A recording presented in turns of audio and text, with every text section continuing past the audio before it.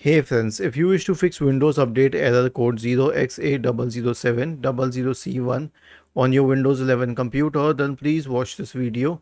I will guide you through the resolutions. So the first solution is to check the internet connection. Go to fast.com and hit enter. Check the internet connection speed.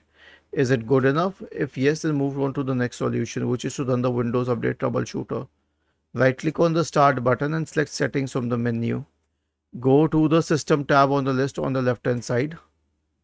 Okay, and in the right pane, scroll down and select troubleshoot.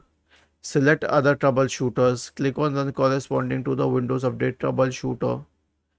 The last solution is to reset Windows Update component. So we have a script for you. Copy the script. Search for command prompt in the Windows search bar.